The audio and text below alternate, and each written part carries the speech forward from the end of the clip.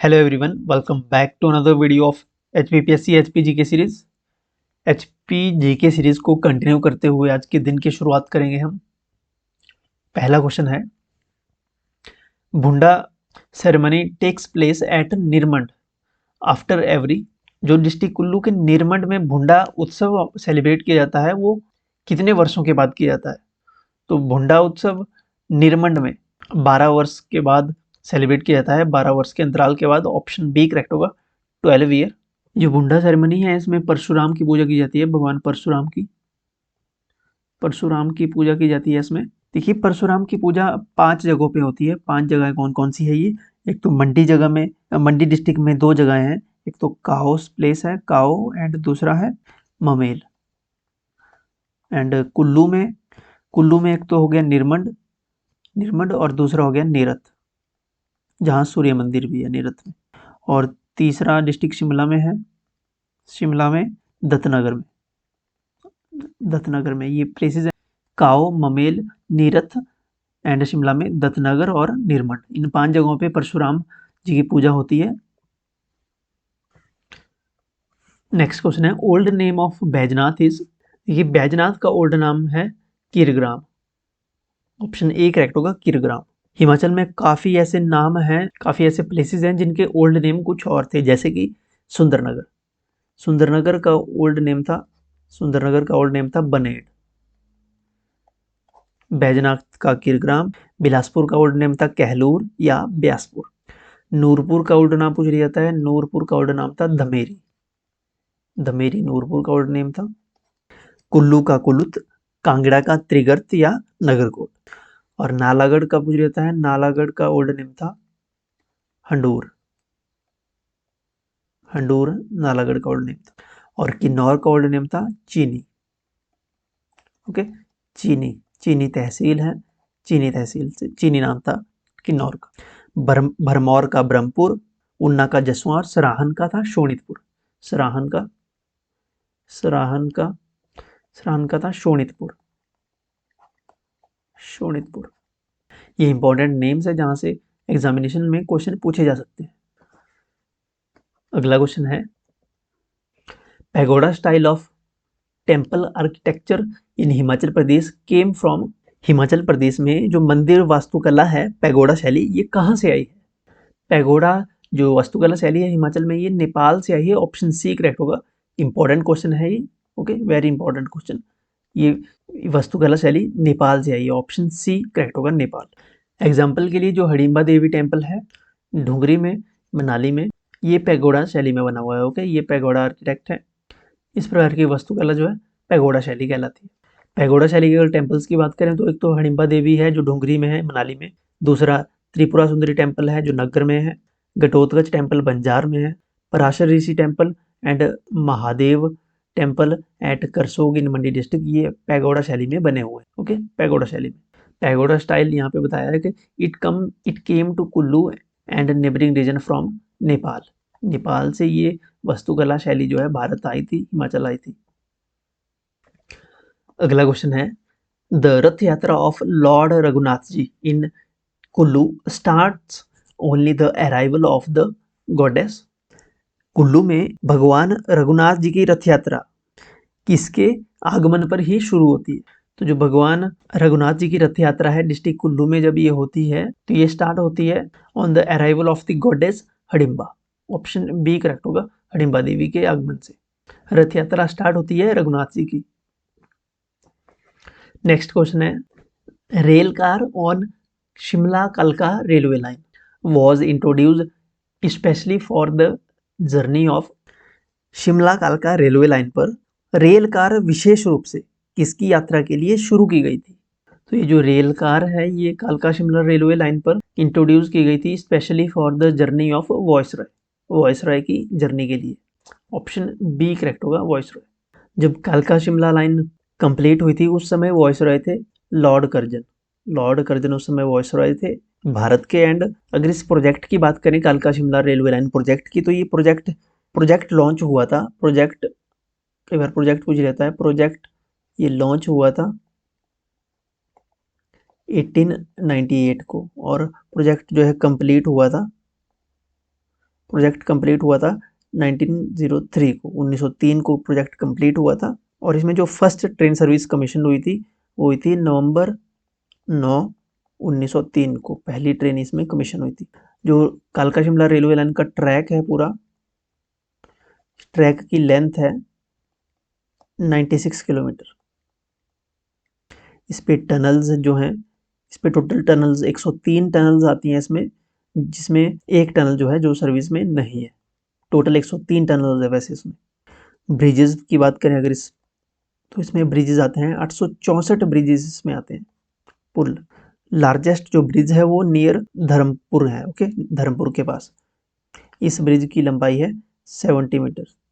इस railway line जो project है, इसके जो चीफ इंजीनियर थे उनका नाम पूछ लिया जाता है। चीफ इंजीनियर थे H.S. Harrington, H.S. Harrington, H.S. Harrington इसके चीफ इंजीनियर थे इस प्रोजेक्ट के। 2007 में हिमाचल प्रदेश गवर्नमेंट ने इसे डिक्लेयर कर दिया था हेरिटेज प्रॉपर्टी।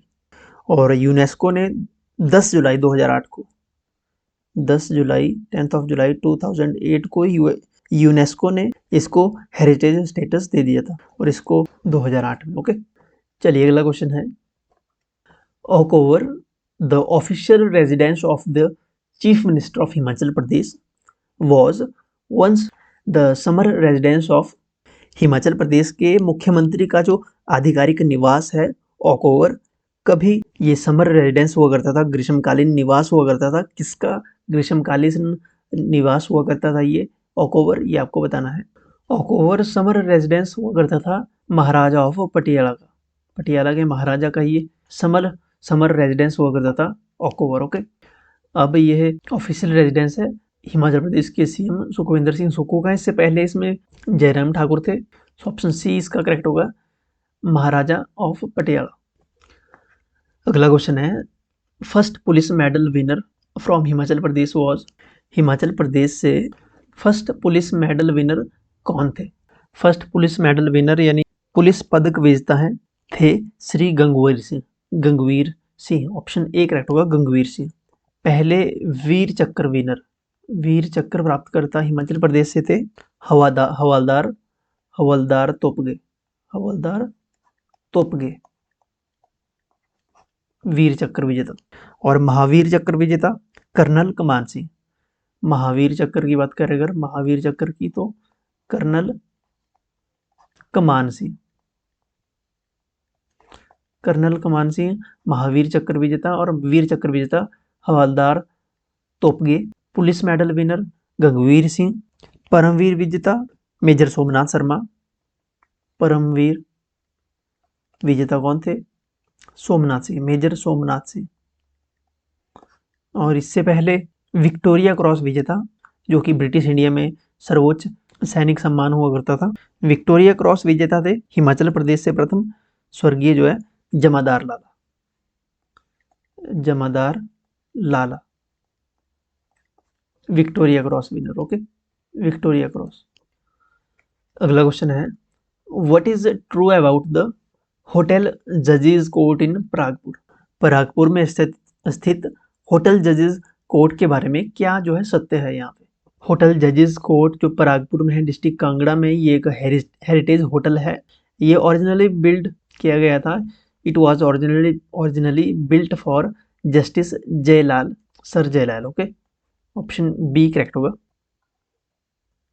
अगला क्वेश्चन है, Malana in Kullu is known for. Malana किसके लिए प्रसिद्ध है? डिस्ट्रिक्ट कुल्लू का मलाना क्षेत्र। ऑप्शन है हमारे पास, one of the oldest democracies of the world, independent political and judicial system, devta Jamlu is revered, या ऑल ऑप्शन आर करेक्ट। देखिए मलाना जो है, मलाना विलेज, ये ओल्डेस्ट डेमोक्रेसी है वर्ल्ड की, बिल्कुल करेक्ट स्टेटमेंट है। यहाँ पे independent political and judicial system है, बिल्कुल सही है। देवता जामलू को यहाँ पे बहुत माना जाता है, ओके। ऑप्शन सी करेक्ट होगा। तो तीनों ही ऑप्शन सही है, तो all of these, option D इसमें करेक्ट होगा, क्योंकि तीनों ही ऑप्शन सही है, all. And important days of the year 2024-25 भी हम इस वीडियो में डिस्कस करेंगे। डेज से 1 से 2 क्वेश्चन आपसे पूछे जाते हैं हर एग्जामिनेशन में, डेज इंपॉर्टेंट हो जाते हैं। 2024-25 के जो इम्पोर्टेंट डेज हैं जो सेलिब्रेट किए जाएंगे टू क्रिएट अवेयरनेस। इनको हम इस वीडियो में कंप्लीट डिस्कस करेंगे। WHO डे सेलिब्रेट किया जाता है 7 अप्रैल को। वर्ल्ड हेल्थ डे सेलिब्रेट किया जाता है 7 अप्रैल को। वर्ल्ड हेल्थ डे की जो 2024 की थीम थी, ये थी my health my right. My health my right, ये थीम थी इस बारी। वर्ल्ड हेरिटेज डे सेलिब्रेट किया जाता है 18 अप्रैल को। अर्थ डे सभी को पता है, वर्ल्ड अर्थ डे 22 अप्रैल को मनाया जाता है। लेबर डे 1 मई को। नो टैबाकू डे 31 मई को सेलिब्रेट किया जाता है, no tobacco day. World environment day 5 जून को मनाते हैं, पर्यावरण दिवस। इंटरनेशनल योगा डे 21 मई। International day against drug abuse, international day against drug abuse 26 जून को सेलिब्रेट किया जाता है। इंपॉर्टेंट है, world population day. World population day celebrate किया जाता है, मनाया जाता है 11 जुलाई को। इंडिपेंडेंट डे 15 अगस्त को। सीनियर सिटीजन्स डे मनाया जाता है 21 अगस्त को। नेशनल स्पोर्ट्स डे 29 अगस्त को। टीचर्स डे 5 सितंबर। हिंदी दिवस 14 सितंबर। इसके अलावा इंडियन एयरफोर्स डे सेलिब्रेट किया जाता है 8 अक्टूबर को। इंडियन नेवी डे 4 दिसंबर को मनाया जाता है। विजिलेंस अवेयरनेस वीक 31 अक्टूबर से 6 नवंबर तक सेलिब्रेट किया जाएगा। नेशनल फ्लैग डे 7 दिसंबर को मनाया जाता है। National education day, national education day 11 नवंबर को मनाया जाता है। इंपॉर्टेंट है ये, नेशनल एजुकेशन डे 11 नवंबर को। एंड नेक्स्ट भी इंपॉर्टेंट है, कॉन्स्टिट्यूशन डे 26 नवंबर को। कॉन्स्टिट्यूशन डे मनाया जाता है 26 नवंबर को। विजय दिवस मनाया जाता है 16 दिसंबर को। नेशनल मैथमेटिक्स डे मनाया जाता है 22 सितंबर को। इसके अलावा इंपॉर्टेंट है, नेशनल कंज्यूमर राइट डे 24 दिसंबर को मनाया जाता है। नेशनल मैथमेटिक्स डे 22 दिसंबर को। इसके अलावा नेशनल यूथ डे 12 जनवरी को मनाया जाता है, स्वामी विवेकानंद की जयंती पे। रोड सेफ्टी वीक इंपॉर्टेंट है, 11 से 17 जनवरी तक मनाया जाता है road safety week. Indian army day 15 जनवरी को। रिपब्लिक डे 26 जनवरी को मनाया जाता है। मातृभाषा दिवस 21 फरवरी को सेलिब्रेट किया जाता है। एंड नेशनल साइंस डे 28 फरवरी को सेलिब्रेट किया जाता है। तो ये बहुत जो बेसिक डेज हैं पूरे साल में सेलिब्रेट किए जाते हैं, ये हमने डिस्कस किए। नेक्स्ट वीडियो से हम month wise important days discuss करेंगे, मंथली डिटेल में सारे डेज डिस्कस करेंगे जो भी इंपॉर्टेंट डेज बनते हैं। इस वीडियो में तो हमने ये पूरे साल के एक साथ जो भी इंपॉर्टेंट बनते हैं वही डिस्कस किए only. Okay, so that's it.